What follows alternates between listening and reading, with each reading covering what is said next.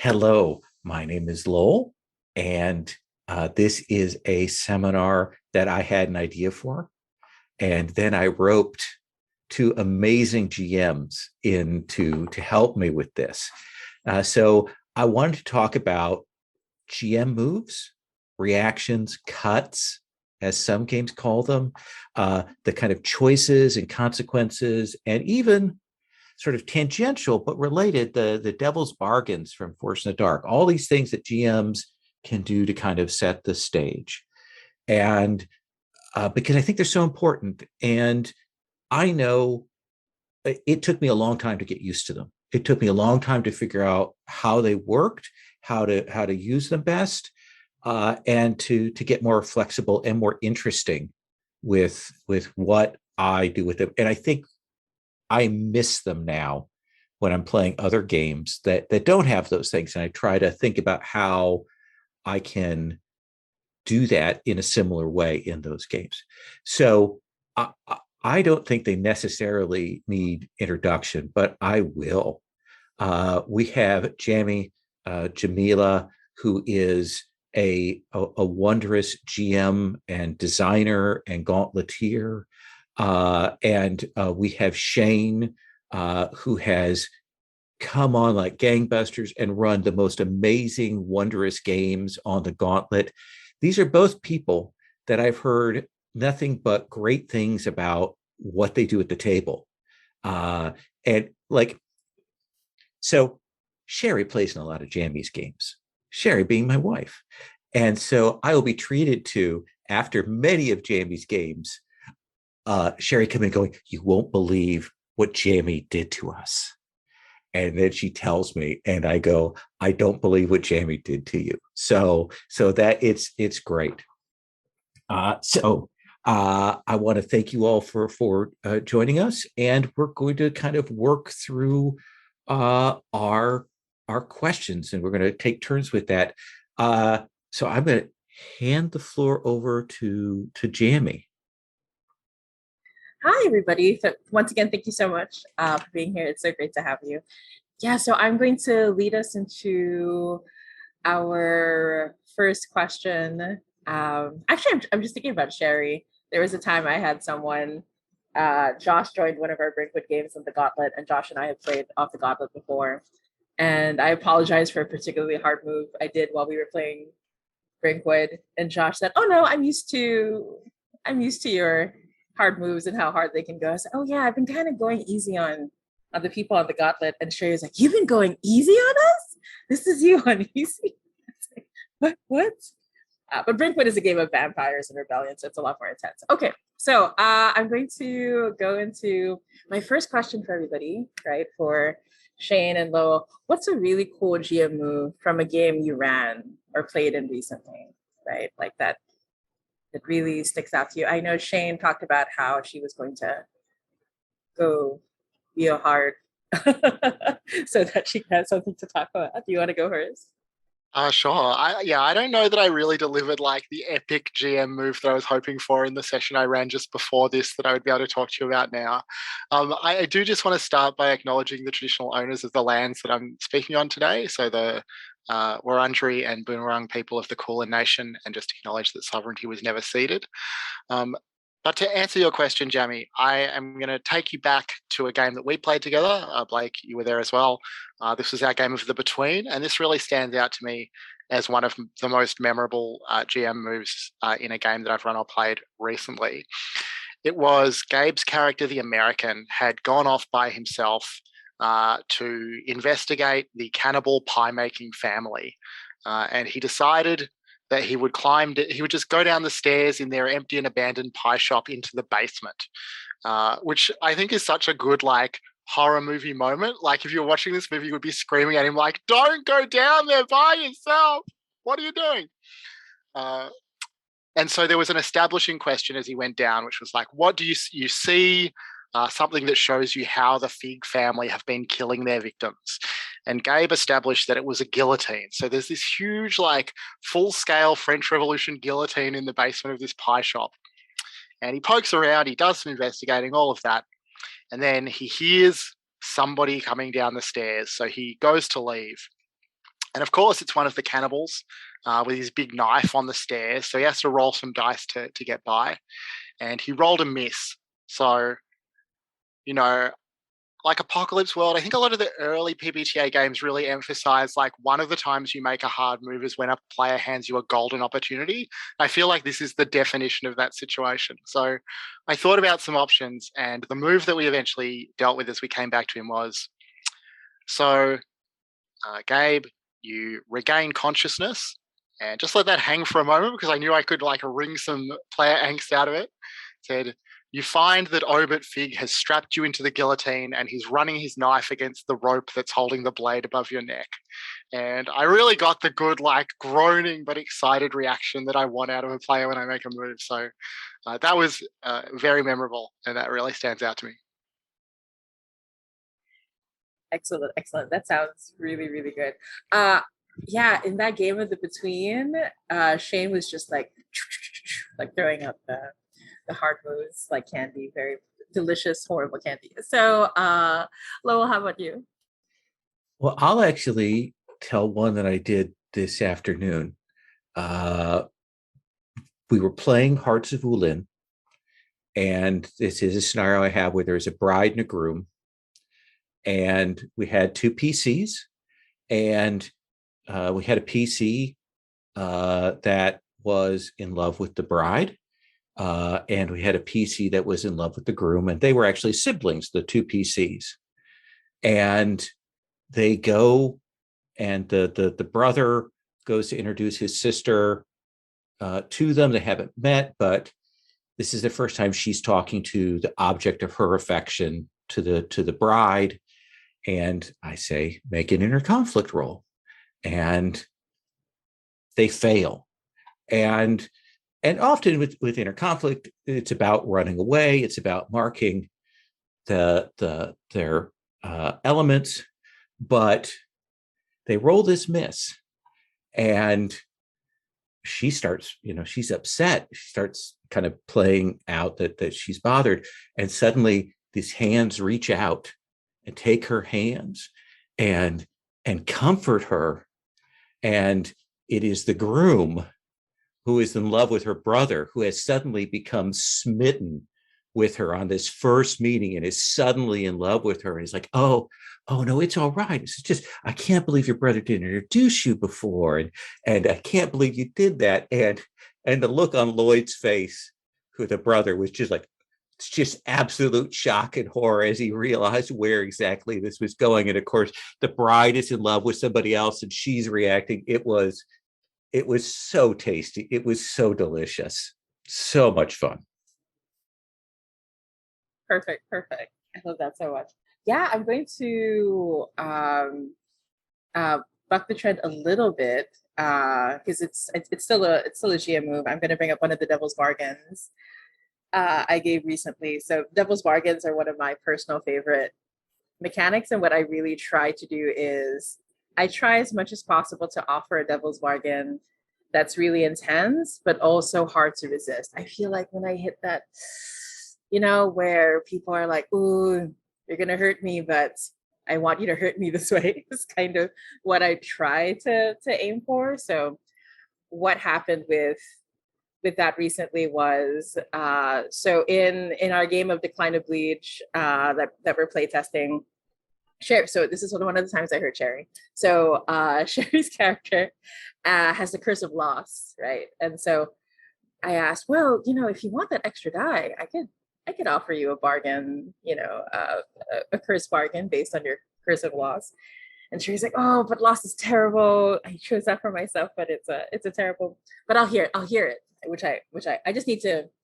I know I'm on the right track. If they go, I'll listen to it. I'll listen to it.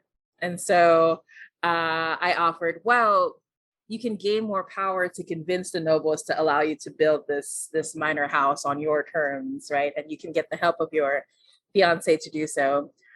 But doing so will mean that that by her gaining more power, she will lose an important part of herself that she can never regain again. A part of your curse will infuse within her. And she was like, oh no, but what's that part? What is she going to lose? And I was like, well, this is your curse. You could ensure it's a bad part that gets lost, right? Like, we don't all have good parts, right? The curse could take that.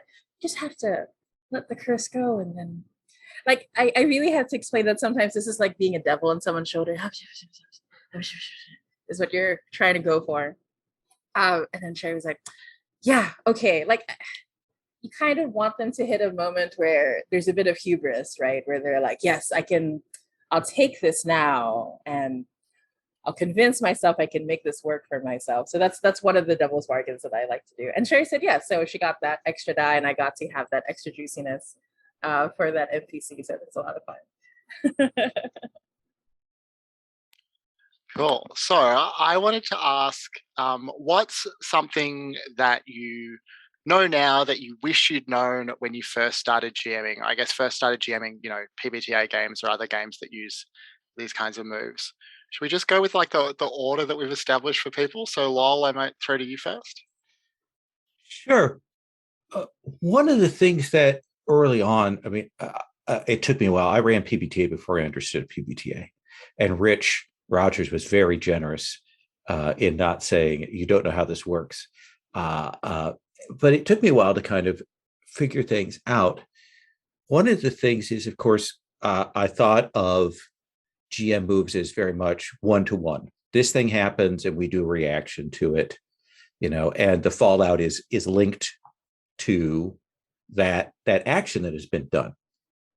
And eventually I began to realize that PBTA works better for me when we kind of open that up, when we don't lock it down to that. So if a miss is rolled in a situation, in a hotel, in a room, whatever, that hard move that comes might not come right away, or it might cut to a scene that's off screen where we see someone betraying someone else. Like it doesn't have to link up.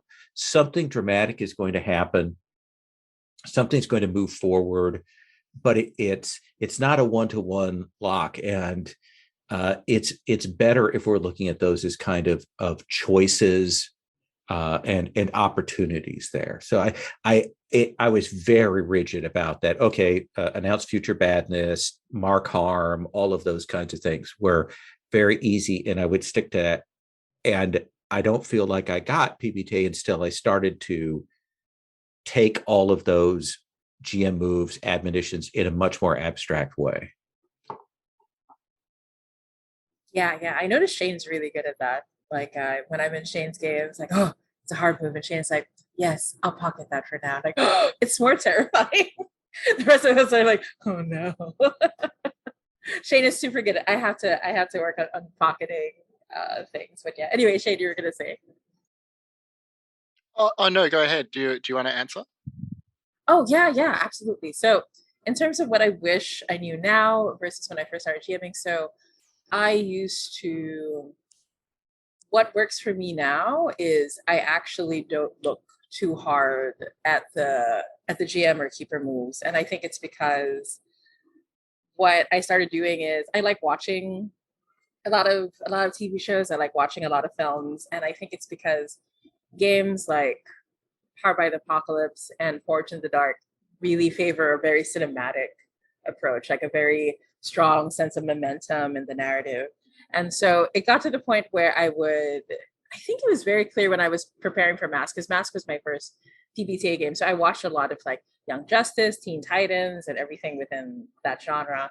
And I started to break down what the players were doing. Oh, so this is them like unleashing their powers, and this is them taking a powerful blow. And I also started to break apart, this is the move that the GM does, right? This is the GM separating them, this is the GM doing this is the GM pushing the labels, right? And so nowadays, like, I tend to really watch things and my brain is always thinking like, what kind of GM move is happening in this moment? Like, are they saving this right now? And so I always bring this up in my facilitator camp, but my favorite example is Riverdale. I know Riverdale is like one of the trashiest shows, and this latest season is not good. My partner Matthew loves Riverdale. He doesn't like this latest season, but season 3, Griffins and Gargoyles. Yes, it's a They create a D&D thing just for the show. It's really great. But basically, Riverdale is my favorite example of like GM moves because the GM tends to go really hard and really intense, but it always makes sense in the narrative. So that's what I wish I knew then, which I knew now, which is like to really lean upon the original influences and strengths of the cinematic systems, and until it becomes like natural, where I don't have to think about it too hard, right? So yeah. Yeah, I just want to add to that what you said. What has always struck me is when I think about GM moves, it's like I'm watching sometimes the show of the game, and I'm thinking, oh, what would be cool if that happened now? Like that's certain of my muse is what would I like to see if I were watching this show. 100%. So I have an answer to this question in two parts. So two things that I had to sort of learn slowly over time that I wish I'd known when I first started running PBTA games. So the first is when I first started running these games, I had this idea about what fiction first gaming kind of meant. And so I had quite a strong focus on the GM moves that were less mechanical and more fictionally focused, if that makes sense. I thought that was going to make the games more interesting. So, I didn't want to inflict harm. I wanted to announce off-screen badness, or I didn't want to take a string on someone. I wanted to tell them the possible consequences and ask. So all those kinds of things. I wanted to avoid the mechanics of the game. I think now I would see that as a mistake in two ways. So the first way that's a mistake is that if the game's designed well, that's a false distinction, right? Like if the game works well, then there's no difference between making a mechanical move and making a fictional move. They're inherently intertwined. The second is now, and I differ strongly from Jamie, I look very closely at the list of GM moves in a game. I like to have it printed out or even handwritten beside me when I'm running a game so I can refer to it. And one of the main things that I look for in a new game when I look at the moves list is some sort of strong default mechanical move that is always going to be available. So like examples of that would be conditions in the Between or Brindlewood Bay. Like you can just always slap on a condition as a response. It always works well. Or marking an element in Hearts of Woollin as well. Like that's a really great example. You can always do that on a miss. Like it's always going to work. It's always going to drive the fiction. The reason this is useful for me is because I'm much more stressed out if I'm like, oh, I've got to think of something creative. I've got to think of something cool and fictional to do now. Whereas if I think, okay, I have this thing that I can do, I can give them a condition. If I think of something better than that, then I'll do the better thing. But either of them is going to be okay. Like it takes pressure off myself and I feel less anxious and more calm and therefore more creative. So reframing it in that way has been really helpful for me. The other thing that I do differently now than when I started is that I just want to go like pretty hard from the start of the game. I think like we're going to talk more about hard and soft moves, but that's not exactly what I mean. I think earlier I had more of a sense of like wanting to hold something back, wanting to have something for later. And I think that was a mistake. Like, I was reading Monster Hearts this morning before I ran it for GCOG, and there's a lot of talk about like setting up and knocking down the situation, the moves, the reactions. But I just want to knock it down. Like I think the setup generally doesn't get you enough. Like often I would find myself, foreshadowing something or setting something up, and it was something that would be interesting if it happened, but then the players would, of course, intervene, and so we would never actually get the good part to the table. So now I really like to, especially on the Gauntlet where so many of the players just love their characters to be absolutely brutalized. I just want to go straight for the most dramatic, like the meatiest part of the move that I can make. And that doesn't necessarily mean like the most brutal. That's definitely not what I mean either. A really memorable hard move that Jim Crocker made when he was running Hearts of Woollin game that I played in earlier this year was that I blew a roll I rolled a miss in the very first scene in the first like 5 minutes of the game. And the hard move in response was that the terrifying villain slept with me. And it really it was just such an amazing, like dramatic reaction. And And again, like it just went right to the like meatiest, most dramatic part. There was no like holding it back. We're 5 minutes into the game, and I'm already in the deepest imaginable trouble. So that was really great. So those to me are the two things, the two sort of ways that my approach is different now than it used to be.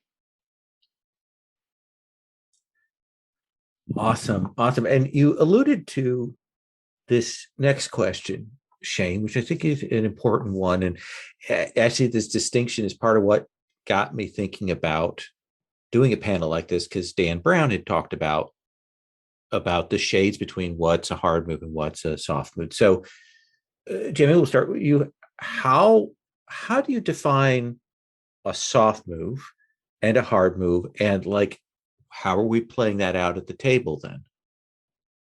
Yeah, so a soft move is when I tend to give people the space to react to something, where so this sort of like bleeds into how I don't believe in perception moves, or keeping information away from the players too much, right? So but basically a soft move is usually when I will key in what a character would know in the situation, and let them know how dangerous the situation is. So for example, if I'm running Blades in the Dark, I'll tell the Whisper, who's a supernatural character who can connect to the ghost field and stuff like that. I'll say things like, you can sense the temperature dropping, and you can hear the ghost field starting to buckle in the distance. You can feel someone pressing against it.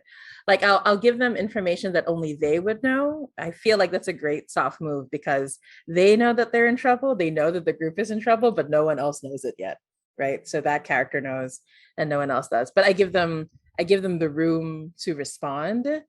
And a hard move, I'm going to admit, like Shane, I like to go for the hard moves as much as possible. I do think, because things can always get worse, right? So might as well just start from a dramatic, interesting place.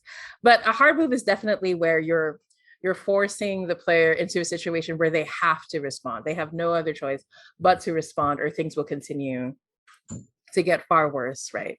And one of the things that I personally had to, like when I was designing games, I realized I had to put this in examples in the PBTA or PBTA inspired games I had, where for me, when I use a hard move, I'm willing to dramatically change the fiction, right? So if I had an NPC and in my mind, I was like, this NPC is going to help everybody. This NPC is like very forthcoming. So, but when it comes to we had like a reveal your heart move in Apocalypse Keys, which is kind of like the comfort and support move in a lot of other PBTA games. And my player rolled a miss, right? And so I was thinking, oh yeah, this NPC totally wants to go on this date, right? It's totally open to like all the making out of this party, right? And so, but with the hard move, I thought, well, I guess now they're part of a secret cult and they're trying to initiate this person into the cult. Right? That's just the natural progression. So I mean, they still wanted to like make out, I guess, but really they just wanted to take the PC soul and fire up a ritual, and and I wouldn't have thought of that if the player hadn't rolled a miss and if I didn't have the opportunity to use a hard move. So I'm always willing to like dramatically shift the narrative towards, even if it means changing what I originally thought was going on with an NPC or what I originally thought was going on in the fiction. I feel like it's great too. And I've seen that with Lowell before, where like, I think there was a similar move. My character was like trying to connect to another one and I wrote a miss, and I could see Lowell's face like look so sad, because I knew Lowell was like, I wanted this moment for the two of you. Like I wanted it to be. It was an Academy of the Blade. I wanted to, but I'm going to have this person be cruel and have a secret plan the whole time that will undermine. So anyway, that's the difference for me when it comes to those things. All right. So, sorry, Lowell, shall I jump in here? Yeah. So I don't really think about harder and softer moves when I'm playing per se. Like I don't really, that distinction's not so useful in the way I think about it. But what I think about like a lot when I'm running games that I think is relevant is pacing, and specifically, almost all the games I run are 3 or 4 hours with a break at the top of each hour, and I want there to be some sort of dramatic cliffhanger leading into each of the breaks. So what that means is that the first part of each hour session, first 30, 40 minutes, we're just going to play along. If a dramatic move comes up, it comes up, but mostly I'm probably making relatively softer moves.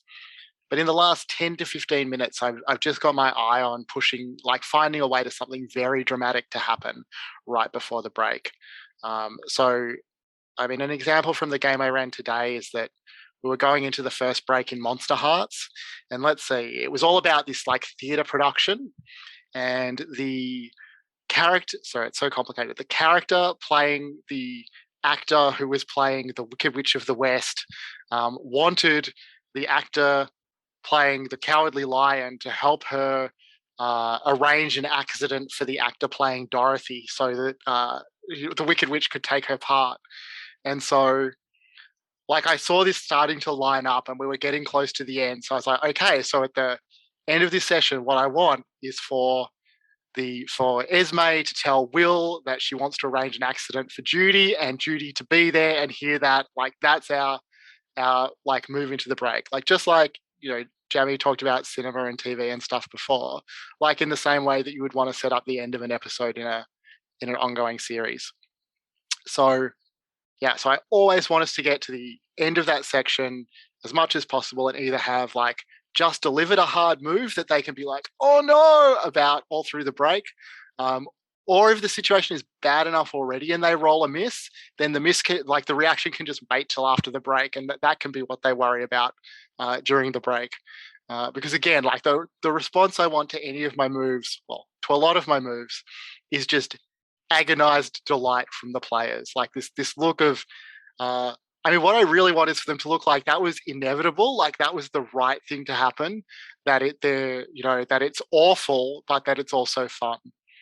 The other useful thing about that approach, and think about it in terms of pacing, and I think Jamie sort of alluded to this before as well.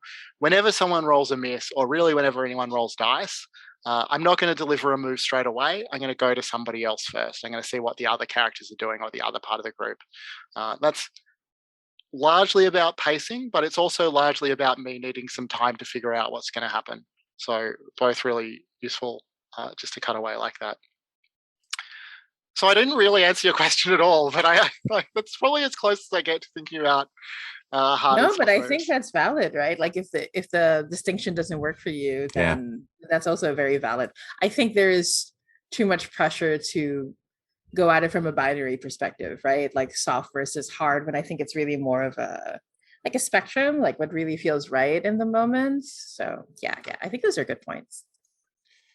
And what Dan had said that struck me about that soft hard moves, and one genre's soft move is another genre's hard moves, and that there is a level to that, and I think that applies a little bit to what you're saying about the structure of the session. I think that's really, really smart. I don't think when we get GM advice, I don't think people are talking about what's the structure of a session, what's the structure of a table play, as much as we should, because I do think there is that need to figure out kind of what the blocks are, where we're going to hit those beats, or not even necessarily hit those beats, but that's where we're going to be looking for those opportunities to really, really strike on those things. And flow is so important. Often I'll go to the quick mechanical, mark an element or do this or that, because I want to move on to the next moment. We're in the middle of some momentum, and stopping to do a complete swerve move is going to take away the momentum from everyone in the scene. Especially where, I love Masks, but Masks has a lot of hard moves roll into rolling other moves into other things, and I'm not as fond of that. I want a move to do its thing, and then we go forward. We take a breath before we come to the next thing. But if I had to make a distinction between the hard and soft moves. For me, a hard move, exactly like Shane said, they come late. They come where we can hit those high pitch points at cliffhangers. Those are the points at which I'm going to be really looking at the hard moves. And hard moves, like, they change the scene, they change the momentum, they change the direction. Like when we get a hard move on there, that's a turn, that's a shift. Whereas for me, in my mind, a soft move is a move that forces some choices on the player. Forces now, okay, what direction are we going to be taking this? Like, how are you going to handle this? What, I've put a problem in your lap. It's not that this person has killed your NPC. It's that they might kill your NPC. And how are you going to help with that? What are you going to do now? That's the difference for me between that hard and soft move. And I think that's really, in my mind, like, how is that going to change the momentum of the moment? How much power does the player have now? Like, is the miss a complete loss of autonomy, or is a miss just kind of messing up my plans a little? That's my thought. Yeah. Actually, I also wanted to add to that because once again, I feel like running both PBTA games and FITD games has really like helped me in general as a GM in both games. But what's interesting about when I run Blades in the Dark or other Forge in the Dark games is I've been playing with Sean Nittner recently, and he keeps reminding me, you can go harder because we can resist, right? And this is not something that's available to you in PBTA games for the most part, right? So there was a time, and this was on a stream, where I said, yeah, like, she grabs the neck of your beloved and you can hear the bone starting to, to crack, because she's like a supernatural being. And Sean was like, she can just break his neck because we can resist that. And I was like, well, Sean, if you want me to go ahead and do that, I can do that. Anyway, that session ended on that note with the sound of the neck breaking and a ghost saying, I can help you. Right. So, but basically what I really like about Forged in the Dark that's really interesting is you can really push people into really desperate situations, because the game really sings when the players are using all the resources at their disposal, using their abilities to like shift and resist consequences and change things around. If you go too soft in a game like Blades of the Dark, they're not taking advantage of the whole system, right? Your players are not able to engage with every part of it. So that's also something to consider, that I keep in mind.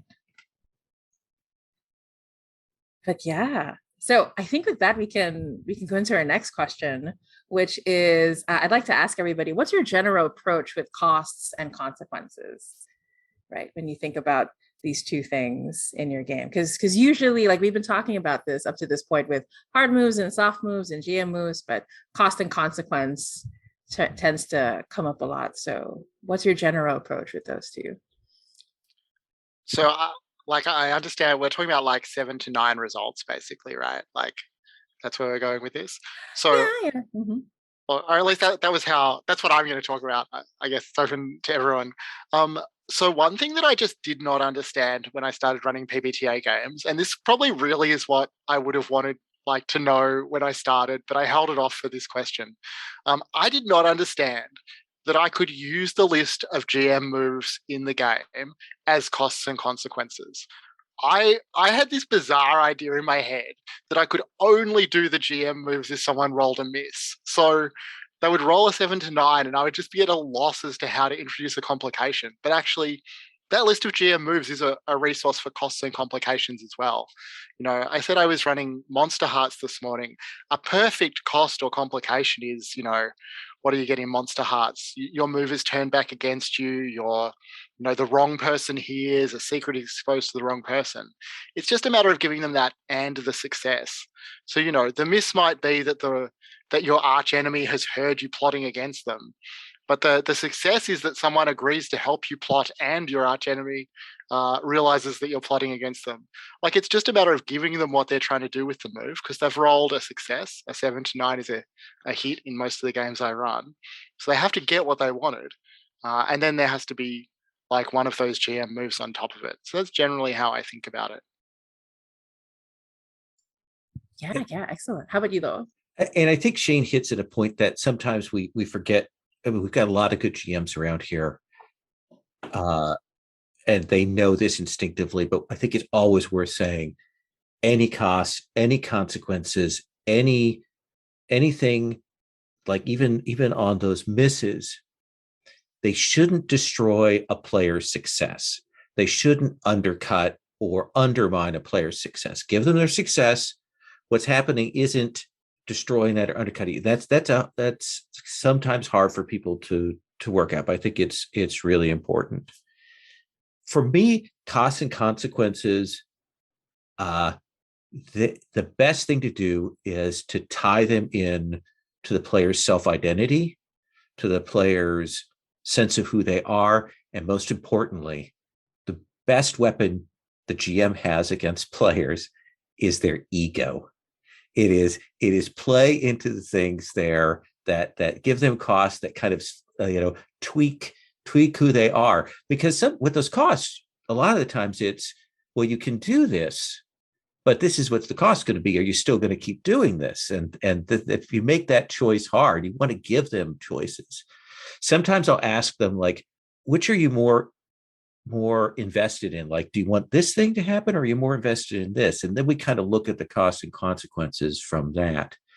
I will tell you my absolute favorite moment on the gauntlet of playing into that costs and consequences. And it was a Forge in the Dark game.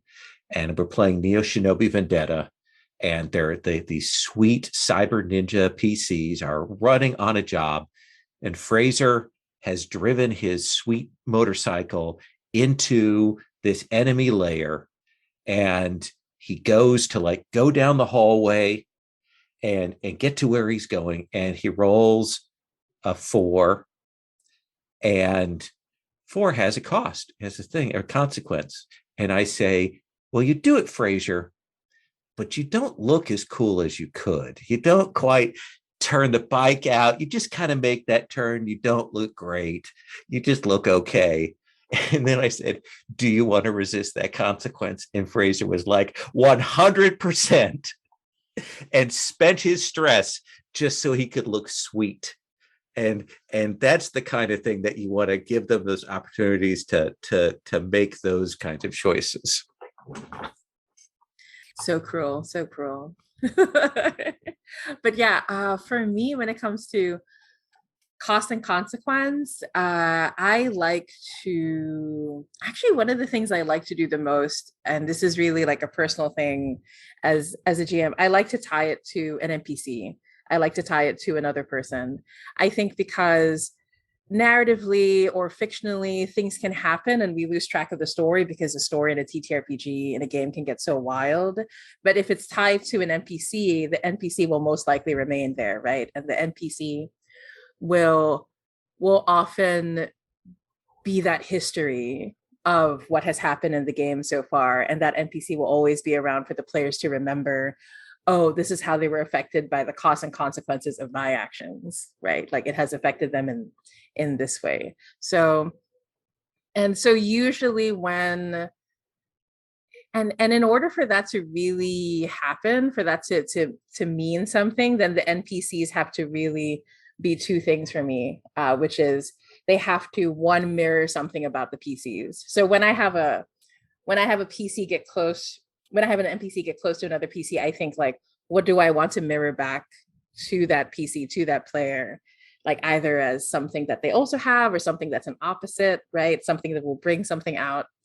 And the other thing that the NPC should have is that they earnestly want to connect to the PC. Like there is something in the NPC that wants to connect to the PC, be it like positively, negatively, usually somewhere in between, right? And so when the NPCs get caught up in those costs and consequences, then it really means something. So like I've had NPCs turn to PCs who were like thinking of doing like something really terrible just for the, like, I have to do this, like even if it means, and I'll have the NPC turn to them and say, I know that you'll do the right thing. Like, no matter what it is, I trust you. And then you can see like the player's face go like, oh no. I like to do that, especially in Monster Hearts in games like that, where like the players don't have access to moves where they can be always nice, you know? So just to make it that much sweeter. But yeah, so like what's really cool, and Lowell will know this, I'm an NPC pinata, like NPCs just like shoot out of me. You just move me slightly and a new NPC will come out. So my NPC list is very long in my character keeper, but each of them carries a history for each of the players, which I'm really proud of. And all those costs and consequences are tied up in who they are. So yeah, that's generally my approach. That's awesome. So I wanted to ask, how are Devil's Bargains different from what we've discussed so far? And I guess I will jump in first with my answer, which will be the shortest answer, which is I have never run a Forged in the Dark game. So I'm just going to turn it over to the experts here. I will say this. I find Devil's Bargains the hardest thing in Forged in the Dark. I find them the toughest thing for a couple of reasons. One is that a Devil's Bargain needs to be attractive. It needs to be attractive in the moment, but also have a little bit of weight to it. You want to give it so that the choice is not oh yeah I'll take that because then that'll be fine. I'll be happy if that happens. That's one thing. The other thing is a Devil's Bargain happens, like it does, and it happens before we even get to the roll. So we've already got this consequence that's in place even before they go to the roll, which can feel really shitty, especially if they made this Devil's Bargain and then they flub the roll. And then we get this horrible double down of consequences. So I find that tough.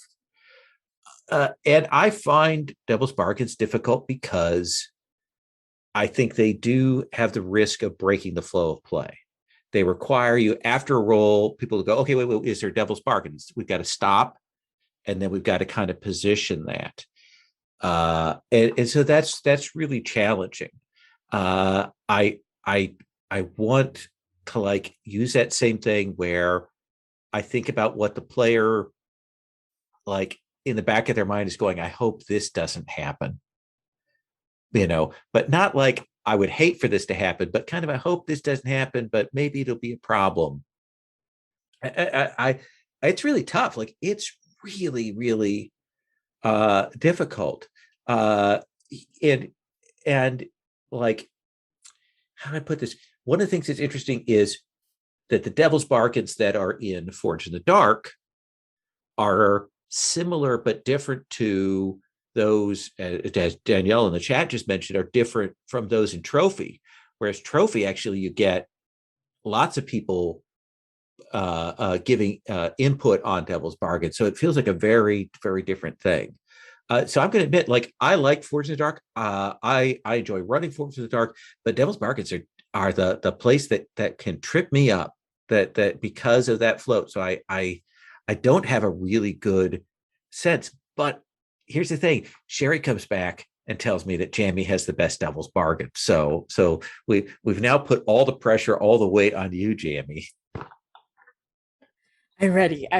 But yeah, I mean, I do think it takes a while to really master. I think my problem, this is kind of a spicy take I will not write on Twitter. I think one of the problems with the Devil's Bargains in the original Blades of the Dark book is that the text that suggests what the Devil's Bargains are and the examples in the book of what the Devil's Bargains are two different things.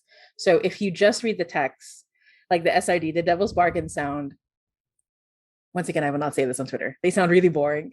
Like they sound really mean. They don't interest me. But the one in the book example is really good. Like there's an example where the GM says, okay, I'll offer you as a Devil's Bargain that the ghost that you're about to come across is actually your aunt, right? And so I think those are some, if you're like stuck with the Devil's Bargain, it's one of those things where I'm just going to tweak something in the fiction so that now it's more connected to you and it means more to you, but it's not going to pull us too far. And it's not going to, like, I'm just introducing this this personal complication, right, rather than an outright consequence. And I think it's excellent, but that example in the book does not exist in the list of devil's bargains that are available in the book as well. So I also think, like what is mentioned in the chat, that the trophy is a really great way to get people used to what devil's bargains are like, because when you have numerous people thinking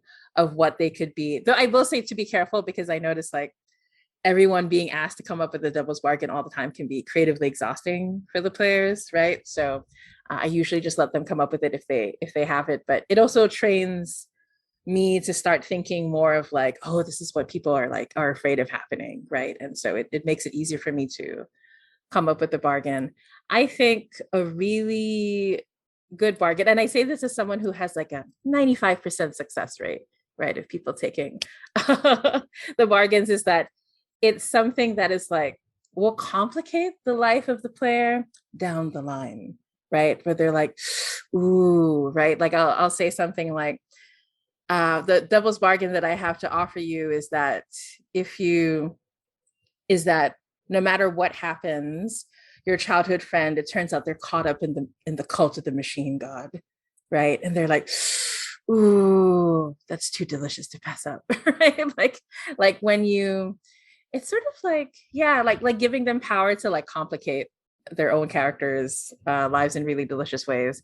And yeah, I try to make it. I try not to just be, if it's a clock that's being ticked, I try to make sure it's like a really interesting clock. Like one of my favorite devil's bargains was in one of my first games of so the current Blades in the Dark campaign I have, as a result of a consequence, a ghost just outright possessed one of the players, right? And so they were all ready to fight against the ghost and get rid of the ghost. The ghost stuck around for several sessions. The ghost has only gotten rid of like in the last session, and the main reason is because this goes back to me creating an NPC that's a mirror to the PC, right? So the PC has been through a lot. She has been betrayed by her former crew. She has really gone through the ringer, and the ghost is like, I will help you get your revenge. I will make sure that everybody who has wronged you will pay for it. I understand what it means to be betrayed, right? And so there's that. The ghost is like bringing out the worst in the PC, right? And so there was a tick. There was a clock where this is, so it was very clear that even though the ghost is here to quotation mark help, I was very clear because the clock is called the ghost will take over your body, right? So like it's like an 8-tick clock. And so oftentimes they'll be like, well, if you want a devil's bargain, Athea, the ghost, can help you. She's very powerful. She's been through a lot. She's gained a lot of power over the years. Just tick that clock and, she'll give you an extra die, or, this won't be a desperate position anymore to be risky now instead.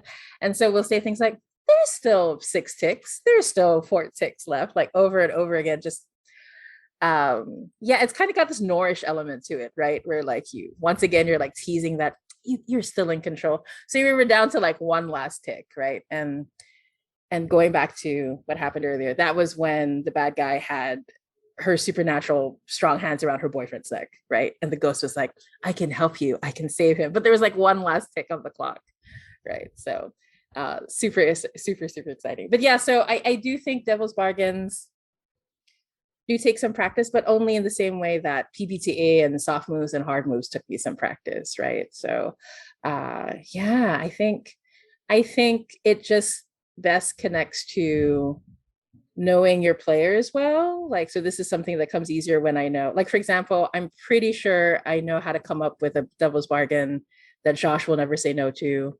I'm 80% sure with Sherry right by this point. Right. So it's a thing that rewards familiarity with your players for sure. Right. So yeah. So I babbled on a lot about devil's bargains, but I just love them so much. They're so delicious. Yeah, that helps. That actually helps me since I'm running Virgins right now. That helps me get some perspective on that, a place where I struggle. Mm-hmm. Oh, and also I want to say I was so shocked. I was running Blades in the Dark, and I'm so used to downtime actions, not engaging with the rest of the mechanics, right? That was my mindset.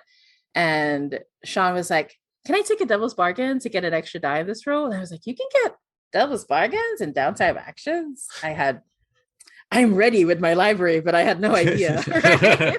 And so I'm just going to say that's also something. And it's a nice way to practice, because coming up with devil's bargains during downtime actions is easier compared to coming up with them during a score, right? Like when, or whatever the equivalent is in the Forge in the Dark game. So, but yeah, anyway, sorry, that's my last bit. Yes. Oh, yes, no, that's great. So those are the questions that we've kind of brought to the table and we've been answering. So what I'd like to do is open it up. If anyone has a question that they want to address to us, Blake, let's start with this. Your hands up, and if people want to put things in the chat as well, with a Q in front of it, so I know. Blake, let's start with you. Okay. So how do you balance using soft or hard moves when you've got things like Apocalypse World, which is view NPC through a target reticle, to other games where ongoing NPCs are an important part of the story and the character's evolution in that? So how do you learn out of, do I just blow away this NPC, or do I just make their life hard and by extension the character? How do you find that sort of balance? I think it really is that you do have to look at what the genre expects. In Masks, the death of an NPC is a big thing. It's a big thing. The kinds of peril that happen in superhero stories are injuries, illness, put in the hospital. There things are revealed to them that they shouldn't know, and I think that's really good. One of the things, though, is there are some games that really bridge that. Like there's some Monster Hearts games that you could run more like Riverdale, or you could run it where you've got the real peril in that. And I think that's a place that you want to calibrate with the players about what they want out of it, in terms of what is going to be put at risk. And then say to them, but when we get to the last session, all bets are off the table, everything. Shane, Jamie? I think that when I reflect on the things that I do well as a GM and the things I don't do as well as a GM, and I don't mean this in a self-effacing way, but I think I have a good sense of my strengths and things that aren't so strong. Creating engaging NPCs is way down. I don't think that's something that I do especially well. So I would basically, if I can figure out anything else, I would avoid killing an NPC or running a game where killing NPCs is an expected part of the fiction. Just because if I can make the characters care about an NPC, that is worth so much more to me than the drama I would wring out of their deaths. So I think that, I think a lot of getting GM moves to work well is picking games where the GM moves play to your strengths. And so, yeah, I think a game like Apocalypse World in that sense is probably further from what I'm good at. Yeah, I think it's a really, really good point, right? I also hesitate to kill NPCs because there are things far worse than death that I can inflict on someone. But also, I do think so. I did say earlier that I tend to not look at the GM moves too closely. I do tend to pick the ones that are unique per PBTA game, right? So because almost everyone will have separate the characters or sometimes the claim decision making, right? But I'll keep the ones that are unique to the game just so that, and I'll read it a few times, like with Masks. I can run Masks on the spot. I have done that before. I would be, have you heard the good news of the TTRPGs, and then run Masks on the spot for people back when we could still go outside. But I got that way because in between each game, I would reread parts of the book, especially the GM moves, over and over and over again until it got to a point where it was really in my subconscious. But specifically those ones that are unique to the game is what I really tend to focus on. But I think going back to what Shane said, I think it's also my understanding of PBTA is that all of these GM moves are there as a guideline, right? And it's still up to you as a GM, and because they're just tools, right? They're just there to help you. So if you don't want to use one of those moves, Shane, I think you'll still be really great at Apocalypse World, right? So you just don't have to use that move as much as you'd like. So, but yeah, I think that's definitely how I would approach that. We have a Yeah. So question from Darren in the chat. Yeah. yeah, exactly. So, Darren, this is really good. So I find that making soft and hard moves affects the pacing in my game. A series of hard moves usually means we're zooming in to minutes in a scene. I don't think it's bad, but what are your thoughts on using moves as a pacing mechanic? So actually, that's really such a good insight, Darren. It's really true. It tends to be that with hard moves, you are like everything's going into slow motion as something awful is about to happen, right? So, but I do think that, like Shane has suggested, it's also okay to use the hard move as an excuse to like cut away, right? Which is still pacing, right? I think so. I do definitely think hard moves and soft moves do encourage pacing, which is something I see more in like narrative games versus like what I was used to in trad games, right? Like back in, before. I don't want to say too much because I'm gonna make Lowell feel bad if I bring up a specific old game that isn't old for Lowell. So I'll stop talking there. But what do you think? What do you think, Shane and Lowell, in response to that question? So I think that's a really good way to put it. Like I hadn't really thought about it like that, but it's really true. And I do like consciously exploit that sometimes in my games. So like an example would be again the Between game that me and Blake and Jamie played in. When we got to the second last session, I had this real sense that I wanted it to be very action packed. I wanted this sense it's like the second last episode of the season, everything comes to a head. And so that meant that I had basically two scenes that were going to play out.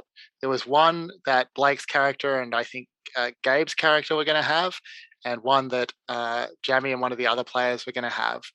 And there was just going to be a lot of hard moves in both those scenes, and I was going to go as big and as hard as I could. And that would mean that we spent, essentially the whole session just resolving those two scenes. And I think that worked out really well and was really memorable for me, and I hope for the players as well. Yes, I was on the edge of my seat the entire. I lost like 2 years of my life at that game, which is great. Absolutely wonderful. Yes. I think another place where pacing is really important, especially as it ties into hard moves that doesn't get enough attention, is the death spiral of bad rolls. That there is nothing like, there's no pace killer worse than 5, 3, 2. Like when you get in that cycle where the roller just betrays you. And for me, there is this movement with pacing where, as I start to see that go down, I'm dialing the moves up a little bit softer, and I'm also trying to do more of the you get what you want, but where the hard move is the sandwich, the filling in there on that sandwich of that, so that we do keep moving forward. And I think I said this at one of the previous seminars. The other cheat that I do is, the more I see people rolling where we're getting that death spiral of fails, the less rolls I'm calling for. I want to give them a breather. I want to try and hand wave if I can a little bit and space it out, especially if I can use a break to kind of literally break up that cycle, that sequence of things. So I think Danielle has a question, and then we have a question from Stephen in the chat.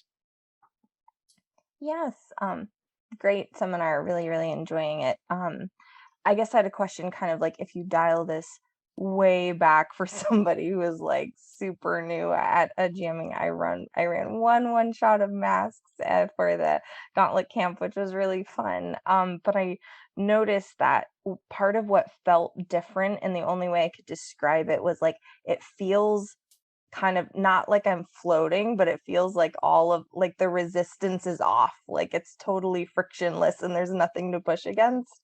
And it was really disorienting for a moment, because I had players who were coming in and like they weren't like walking down a dark museum hallway and I'm rattling things for them to look at and no one is poking, no one is looking. And I'm just like, am I just supposed to jump out of the wall at them? Am I just supposed to attack them? And I noticed at the end of the session, like, that we kind of figured it out, I had them. But I had to make a choice to say, you have to take a powerful blow now, where I was just waiting for them to roll, and then depending on the roll, giving them a narrative consequence as a result, and forgetting that you can just say part of your fail is you have to roll now, kind of like the inverse of what you were saying, Lowell, with the, kind of if they're succeeding too much, you can just make them roll it again somewhat, or if they're failing, you can induce more rolls, I guess. But I guess part of my question is just like, how do you know what to push on? Because I feel like I didn't give enough hard moves, or I just kind of went all narrative, and that isn't fun either. Yeah, I can super relate, because Mask was also my first PBTA game, and I had the exact same, because I was so used to initiative and AC and hit points. So I felt weightless, exactly like you said, and it was so hard I had to train myself, because like I think the thing with like my experience with more traditional games, it's very reactive over and over again, right? The mechanics are built to like hit each other over and over again, versus something like in Powered by the Apocalypse, it's meant to be a more nebulous, open narrative that's more open to everybody's interpretation and what they bring to the table. So I really had to force myself to not wait for a miss or a complication. Like, I think like what was hard for me was if someone succeeded and they rode well, I'd be like, so I can't make anything bad happen now, right? Because they just rode well. So I would give myself like, I would think I have this like hard move, or I have this complication in mind, but they just rolled a success. I go out of my way to make it feel like a really extreme success, a really great success, right? Just so that I feel a little less guilty when I go in for the kill, right? Like right after. So, but that's one of the ways. I think what I had to do early on was just to I would pick like the easier moves. I think like what Shane talked about, like the more mechanical ones, like that's what I would do. Like I had to remind myself to inflict conditions and so on more often. And I would literally put it in a post-it. I would give myself only 3 moves to focus on it first while I got the hang of it, and then start adding more later. But yeah, but I'd love to hear what Shane and Lowell would have to say about it. You go ahead. All right. Well, I'll say one of the things that I had to figure out is, especially when you get into those moments that are kind of nebulous, where people are kind of doing things and there's stuff, often what I'm looking for is I'm looking for them to do things, and at some point I'm saying, okay, do you think that rises to the level of a move? Are we have you is this talk kind of pushing towards something? Are you investigating? Does it go towards that? Letting them talk is important, but also going, okay, what do you want? What's your intent? I think going to that meta conversation and saying, okay, you've been looking around this room. What is it that you want to get out of this? Like, what are you trying to do? Because they know, like they're fishing around, but they kind of want something, but they don't want to say it. Players kind of don't want to go that level, but it's worth stopping them and going, okay, what do you think is going on here? What do you want to have happen? Where do we think we're going? Well, I think it's maybe going towards this. Oh, okay, that sounds like it's this move. Then shall we move to that, or do you want to do a little bit more? It's I'm guiding them along. And I will say the other part of that is it did take me a while to realize that, oh yeah, when the table looks at you, you can do those moves then. Because I was so, okay, you can only act when the players make a miss. Once I realized that, oh, you didn't have to do that. You can do those cool things that you've got in the back of their head. If they're sitting there and they're like, okay, now I'm going to kick in the door, and the ceiling's going to come down or whatever. Shane? Yeah, so I think like one thing I would say is that I find what you're talking about specifically harder in a one shot than in a longer game, just because there's so little time to like let things play out a little more. I really felt that in the Monster Hearts game that I ran today, one of the players just had like a quite laid back play style. I was trying to thrust them into some conflict, and they were really like, oh no, I think I just let it go, which is fine. And if we had a longer game, it would really be okay, because I could spend some time like figuring out what that player and that character want, and allow it to play out. But in the one shot, it just has to happen now. Like, if it doesn't happen in the next hour, we're not getting that action. So I think it is harder. I think like the point that when the table looks to you is the time to make a move is a really good one. I have sometimes for one shots made lists of specific moves that I want to make. Well, this is not even for one shots, for games. So for example, when I ran my cheerleading themed Thirsty Sword Lesbians game, I watched a lot of cheerleading movies, documentaries, all kinds of things. And I made a list of like bad things that happened to cheerleaders that I wanted to like hit. And so, someone falls down and hurts their ankle. I had that. I was ready to cross it off. The other team knows your routine already. Had that, like, cross it off. Like, all the beats that you would want to hit in a cheerleading movie, I had them ready to go. And I guess the other thing I would say, like, both because, in the Gauntlet style of play, we generally take a break on the hour, or even if you're not doing that, you can always call for a break. If I'm not sure how to make the action move, I will call for like a 5-minute break and just tell the players, I just need to think about what's going to happen. Can we take 5? And players are very good about that, in my experience. Yeah, I think those are really good points that Shane brought up. Like, when I was first running masks, I would have this short list of like things to do when I don't know what to do, right? And then I'd be like, Aegis comes in and reveals a double agent or something like, and you could technically map it to one of the GM moves afterwards, but it really helped for me to be very specific, like, what does that move actually translate into? And so later it became more natural. Yeah, I think that's a really good point that Shane brought up. An easy way sometimes I'll do an echo of that is I'll write down the name of the PC, and I'll write down, here are 3 things that could happen to them to complicate their lives. Oh, so that's how you know how to hurt me. Oh, yeah. We have 3 more questions in the chat, so we're going to get through those from Stephen, Bill, and Mike. So let's start with this one. Question: in Forge games, generally downtime actions are not actions that have risk, but how have you approached introducing consequences during downtime actions, particularly if a PC fictionally describes doing something really risky? Jamie, let's start with you, and then I have some thoughts on this too. Yeah, that's a really good point. I think I also got tricked into thinking bad things can't happen during downtime actions, which really hampered me as a GM. But once again, playing with Sean has really helped me break out of that. I think what's important is that risky things can still happen, but it's never going to feel as bad or as intense, or players will still have a way to get around things. But definitely I've tried to remove that idea that bad things can't happen to a player during a downtime action. Like, if it really calls for it, if they really did do something really risky and the roll was bad, I will still make them mark harm, right? If it makes sense for what was going on in the fiction. And because once again, if it's not a fortune roll, they can still choose to resist it if they want to, right? So, but yeah, I think that's definitely something that tripped me up a lot. And it was only like recently that I started to feel more comfortable being able to like let them still have consequences. Just once again, like, I guess like the idea is like they're softer moves maybe, or they're not as hard as I would normally go. So during a score. But yeah, how about you, Lowell? Well, and I think downtime, especially if you're doing like risky stuff in downtime, it's working on a different layer of play. So what's at risk is, are they annoying their friends? Are they stacking up obligations? Are they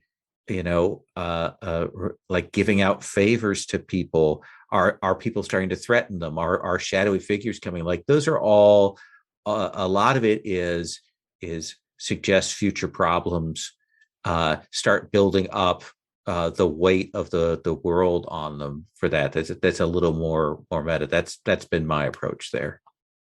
Oh, and I also want to say, like, the last score we went on to in Blades in the Dark was really interesting.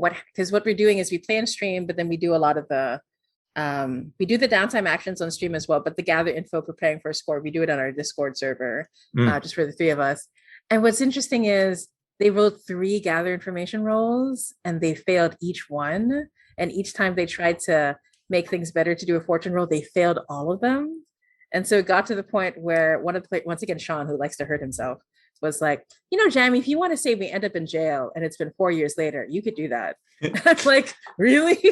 So what we ended up doing though was they were trying to gather information from the red sashes, and instead it turned out there was a trap laid for them the whole time. The red sashes had already made a bargain with the Arc Benders, which is a made a faction for our game.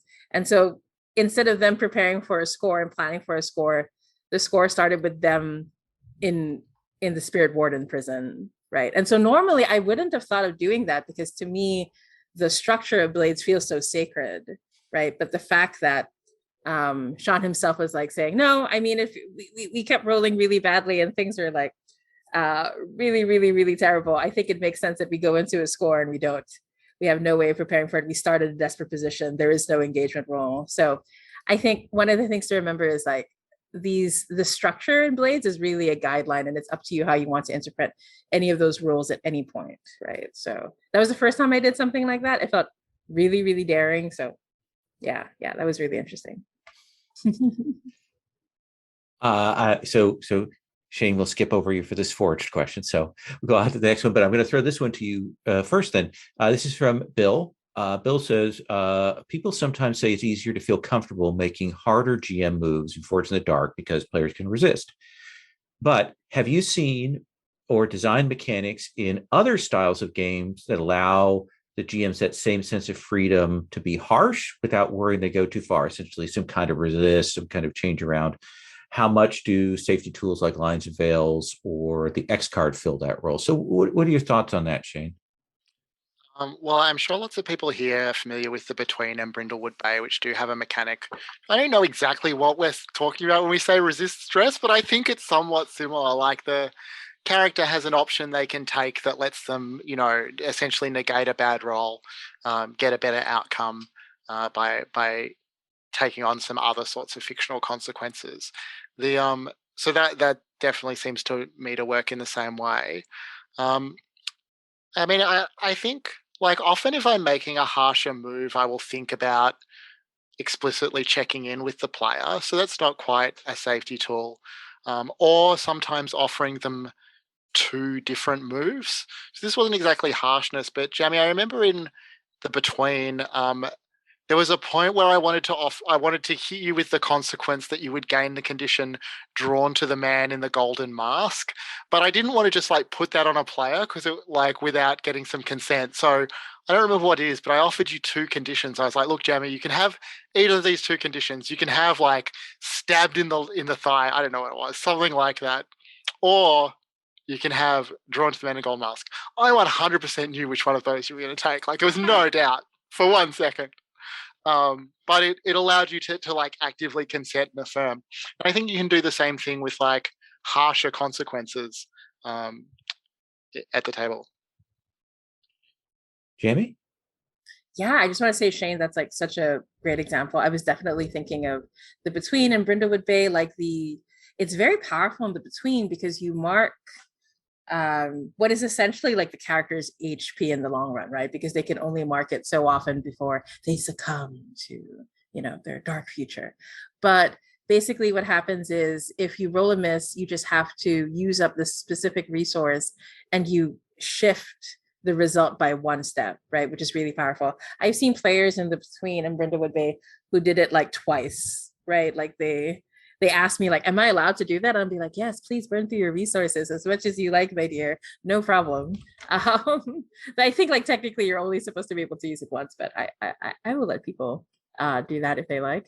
Yeah, and I think like personally as a game designer, that's also something I think of myself as well, because I really just enjoy how Forge in the Dark lets you do that. It feels like some people have called it like an interesting safety tool, the resistance. And I think I do agree, because you can say like, no, that doesn't happen. I don't want that to happen, right? And if you said that in any other game, this has incited numerous Twitter wars, is to say like, oh, at my D&D table, I just tell the GM that doesn't happen. And people like, lose it. But I do think like more games that allow players the option to do something like that is very cool, and it's something I've been experimenting with in my games. I think Hearts of Woolen has that, right? Designed by someone amazing here. Good. Yeah, so bonds give you a +1 or a negative. +1 to a roll after you rolled it, right? So you can burn through your bonds and change the effect of your roll. So yeah, I definitely think it's something we're seeing in games moving forward. And in terms of how I feel like I don't see the strict connection between safety tools and hard moves and soft moves. I do think safety tools are more about what to not bring into the game from the start, but I do think it's something that can come up in the moment, right? Like this happened to me personally. I was in a game and I get very attached to my NPCs. I was a player and another player just killed an NPC I was really trying to create a genuine connection with, like just, and it was still very early on. I still, because of the of my past with trauma and certain things, I have a hard time in the moment saying something bad is happening. I usually need time to process it before I can say anything. But the players checked in afterwards and they offered the moment to rewind that. So I think that's how safety tools can come in if a move is too harsh, right? If a move is too hard. So, but what do you think, Lowell? I think the most powerful phrase that you have as a GM is, does that sound okay? That what Shane suggested about check-ins, what Jamie's saying about follow-ups is, when I throw something that might be hard or harsh, or we're going to go on, is, does that sound okay? And if the player goes, that's kind of not what I was looking for, it's kind of what I wanted, maybe they haven't communicated their intent, or maybe I've stepped on something that they're not feeling. And we can negotiate. And I make that a habit. I almost always say that, and most people say, yeah, cool. And then we move on. So we've done a check-in. I think regular check-ins, because if you get in the habit of that, it doesn't break the flow. It's not changing anything. And then somebody will say, hey, no, that isn't what I want to have happen. We fix it and we move on. But it allows you to go hard if you need to, knowing that you're also going to give the player the space to put their hands up, to say that's not what I wanted. And I think that's really important.